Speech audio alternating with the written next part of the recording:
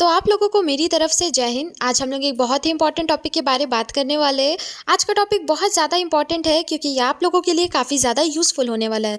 As a student ज़रूर से आप ये चीज़ कभी ना कभी तो सोचे ही होंगे कि क्यों ना टाटा स्टील के लिए तैयारी किया जाए, गवर्नमेंट जॉब के लिए प्रिपरेशन किया जाए।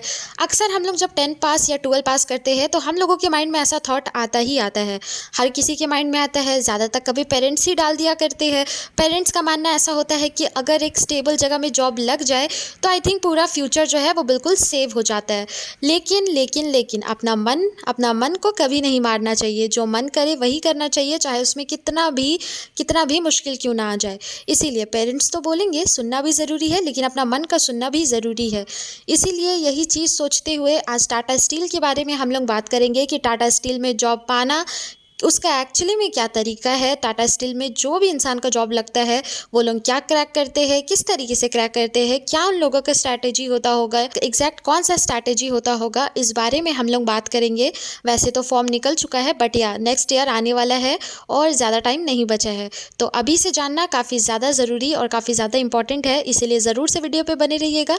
नए हैं तो लाइक कर दीजिए, चैनल को भी सब्सक्राइब कर लीजिए। ठीक है, तो अब हम लोग शुरू करते हैं। तो आप देख सकते हैं कि यहाँ पे लिखा हुआ है कि टाटा स्टील में ट्रेड अप्रेंटिस की तैयारी 12वीं के बाद करने के लिए आपको मुख्य रूप से परीक्षा पैटर्न और सिलेबस को ध्यान देना होगा, जो कि 10वीं कक्षा यानी मैट्रिकुलेशन क्लास 10th के स्तर पर आधारित होता है। ठीक है, तो अब यहाँ पे देखिए, यहाँ पे लिखा हुआ है कि यह भर्ती 10वीं पास उम्मीदवारों के लिए होती है, लेकिन कुछ प्रोग्राम जैसे कि टाटा स्टील या टाटा मोटर्स के कौशल प्रोग्राम में 12वीं पास किसी भी स्ट्रीम या ITI की योग्यता मांगी गई है। ठीक है, इसका मतलब ये होता है कि अगर आपको 12वीं मतलब कि 12 पास करने के बाद अगर आपको इसका फॉर्म भरना है तो फिर बहुत अलग अलग बेसिस पे वैसे तो इसका फॉर्म निकलता है, जिसमें आपका डिग्री भी मांगा जाता है।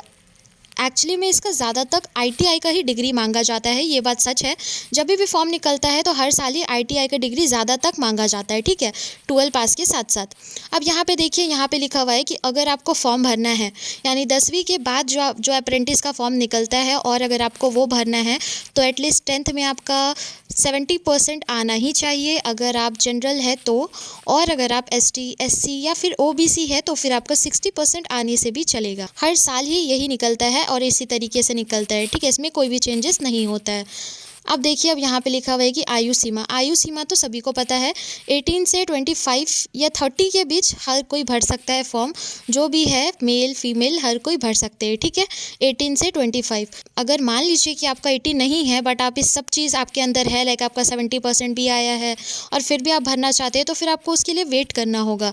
18 क्योंकि इसमें होना ही चाहिए, तभी आप इसमें फॉर्म भर सकते हैं। ठीक है, तो अब देखिए, यहाँ पे लिखा हुआ है एंट्रेंस एग्जाम की तैयारी।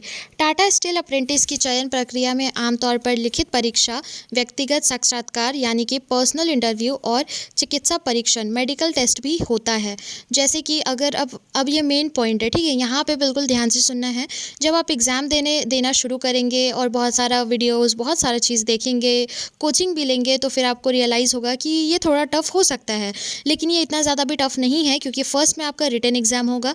जैसे कि आप रिटन एग्ज़ाम देते हैं, हर साल ही देते हैं, जब आप एक क्लास से दूसरे क्लास में जाते हैं तभी भी आपको रिटन एग्ज़ाम देना पड़ता है, बिल्कुल वही होगा। इवन यहाँ तो OMR शीट बेस्ड होता है सब कुछ। और 10th के बाद ही मतलब 10 पार करने के बाद ही अगर नेक्स्ट ईयर अगर आप प्रिपरेशन करेंगे उसका और उसके बाद आप एग्ज़ाम में बैठेंगे तो उसके लिए आपको ज़्यादा प्रिपरेशन करने का ज़रूरत नहीं पड़ेगा, क्योंकि इसमें 1 से लेकर 10 तक, एक्चुअली 1 नहीं 7 से आप जोड़ सकते हैं। 7 से लेकर 10 तक का जितना भी NCERT है उसी से रिलेटेड क्वेश्चन आता है। और क्योंकि आप 10th तुरंत ही पास किए होंगे तो आपका दिमाग में तो ये सारी चीज़ होगा ही, सो दैट्स वाई आप आराम से इसको क्रैक कर सकते हैं। ठीक है, अब इसकी अगर इम्पॉर्टेंट सब्जेक्ट्स की बात करें तो मैथ्स, साइंस, ये सारे ही सब्जेक्ट आता है जो कि आप 10th में भी पढ़े होंगे।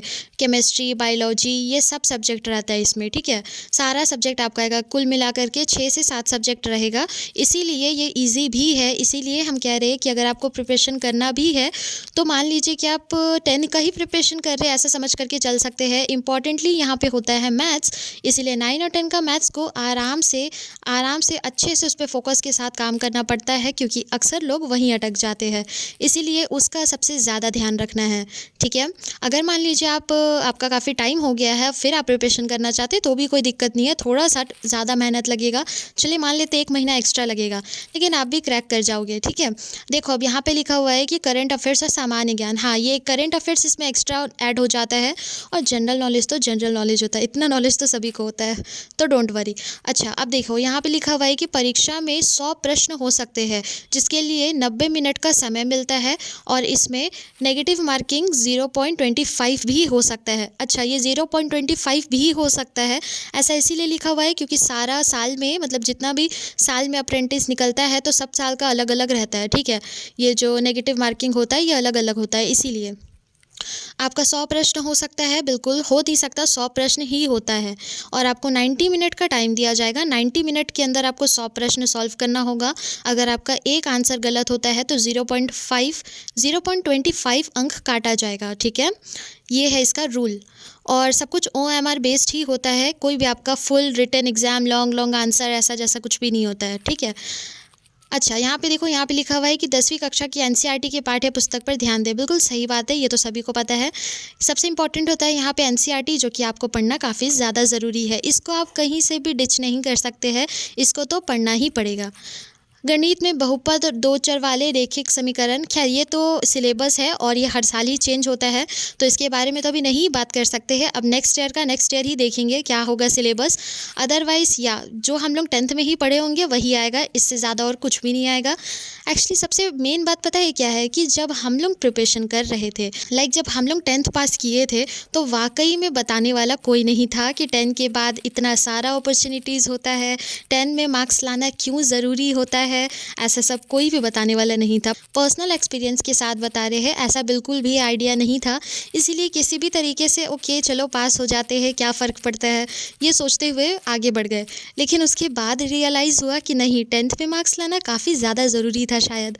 बट नो वरी, अब तो मौका तो जा चुका है, बट आप लोगों का मौका अभी भी है, तो इसको जाने मत देना। एक बार ट्राई तो ज़रूर करना, क्योंकि एक बार ट्राई करना तो बनता है ना, इसीलिए एक बार ट्राई ज़रूर करना, और अगर निकल गया तो काफ़ी अच्छा बात है। अब ट्राई मतलब ऐसा नहीं कि हाँ चलो ठीक है थोड़ा पढ़ लेते हैं, नहीं, फोकस के साथ ट्राई करेंगे, अपने तरफ से पूरी 100% देंगे, और जो 20% किस्मत के हाथ में होता है वो किस्मत के ऊपर ही जाने देते हैं। अगर किस्मत ख़राब होगा तो नहीं लगेगा, और अगर किस्मत अच्छा होगा तो लग जाएगा।